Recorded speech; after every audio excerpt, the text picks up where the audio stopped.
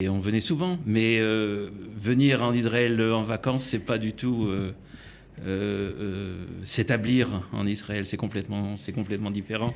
On a une autre relation avec le pays. C'est pas la même chose. Et à la retraite, il y a un choc, mais il est quand même très atténué. C'est quand même un changement. Ils ont relevé le défi de l'Alia. Alia Story, c'est vous, c'est nous.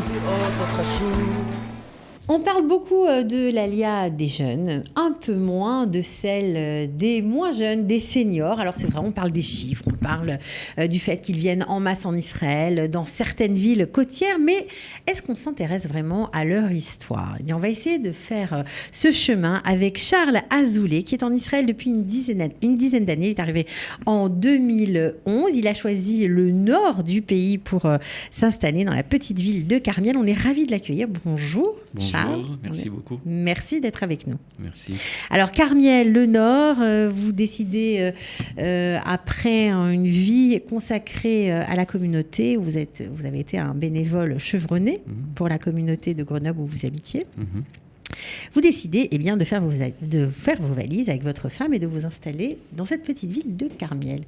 C'est une drôle d'idée. D'habitude, quand on a fini un peu sa vie professionnelle, on vient plutôt à Netanya, à Tel Aviv. Oui. Pourquoi ce choix ? Parce que ma belle famille habitait à Carmiel. Ma belle-mère a habité longtemps à Kiryat Ata et puis à Carmiel. C'est un rapprochement familial, en fait. Oui, c'est ça. Oui. Alors, vous étiez de Grenoble, vous connaissiez Israël ? Oui. Oui, bien sûr. Vous étiez venu plusieurs fois ? Oui, on venait en vacances, une fois par an, une fois tous les 2 ans. Et on venait souvent. Mais venir en Israël en vacances, c'est pas du tout s'établir en Israël, c'est complètement différent.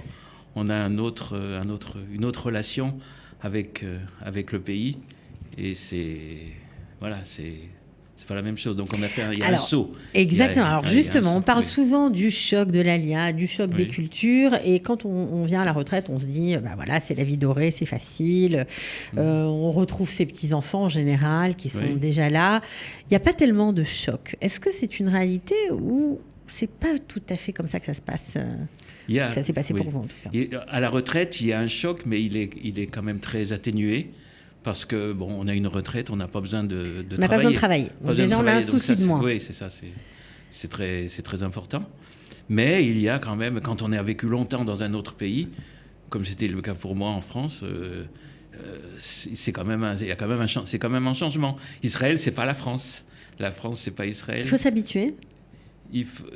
Oui, il faut s'habituer.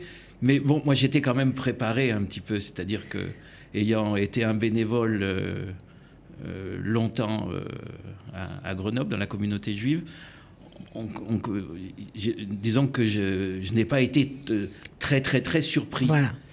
Mais malgré tout, il faut une adaptation. Alors, vous avez été toute votre vie prof de français. Oui. Vous adorez la langue française. Oui. D'ailleurs, dans votre livre, on va en parler, parce que vous avez aussi écrit un petit livre qui s'appelle « L'écriture d'une nostalgie » aux éditions Nombre 7. Oui. Donc, vous maîtrisez évidemment la langue française. Donc, la question qui me vient à l'esprit, c'est pas compliqué de vivre dans une autre langue quand on a eu, comme vous, comme d'autres, bien sûr, l'amour du français ? Oui, alors effectivement, mais l'amour du français persiste. On garde la langue, la langue maternelle, on la garde. Et même je la cultive en écrivant en écrivant ces livres. Mais il y a aussi une fascination pour l'hébreu. Et je suis allé à l'Ulpan, j'ai appris l'hébreu, j'apprends l'hébreu tous les jours, j'essaye de lire les journaux. Vous faites beaucoup d'efforts. Je fais des efforts quand même pour essayer pour écouter la radio, comprendre les émissions de télévision. Il y a une volonté d'insertion dans la langue hébraïque, dans l'hébreu, qui est de ma part, qui est importante. Oui, vous ouvrez le dictionnaire ? Comment ? Vous ouvrez le dictionnaire ? Oui, tout le temps. Oui, Ouais. oui, oui. Google Translate aussi? Non, parce que je suis moins Plus- habitué, mais j'ai plein de dictionnaires chez moi. D'accord. Alors effectivement, j'essaye d'avoir une véritable installation Dans la langue. dans la langue. Bon, dans de toute la façon, langue. j'imagine qu'à Carmiel, on parle pas tellement français non plus. Voilà, c'est ça. En plus, les gens ne parlent pas français, hein, à part je t'aime et comme ci, comme ça. Quelques expressions. Des expressions que les gens connaissent. Ouais. Donc, il n'y avait pas le choix. Oui, c'est ça. On est obligé de... Si on veut communiquer avec les gens, on est obligé de parler l'hébreu. Bon, comment ça se passe à Carmiel? Parce que c'est quand même une petite ville, est-ce que vous en avez fait le tour? Pas encore? Oui, bien sûr. Oui, après une dizaine d'années à Carmiel, on a fait le tour, c'est vrai. Vous avez C'est envie vrai. de changer? Peut-être, oui. D'un Ouais. point de vue... disons que je suis bien du point de vue matériel, si vous voulez. Hein, mais du point de vue intellectuel, ça manque un peu ça de manque un culture. peu, Vous ouais. aimeriez Ouais, ouais. aller au théâtre, au Ouais. spectacle?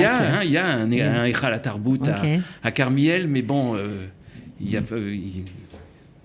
Pas suffisamment c'est à c'est votre ça, goût. ouais, ouais, ouais. Alors, vous avez, avec votre femme, enfin plutôt votre femme, a créé un Moadon Surfati, Oui, un tout à fait. club français, en fait. Oui. Il y a du monde. Oui, il y avait cette création a correspondu à une demande, et il y a une centaine de personnes sur le listing, Extra. et puis peut-être, on va dire, entre 10 et 15 ou 20 personnes tous les 15 jours quand on se réunit pour des activités.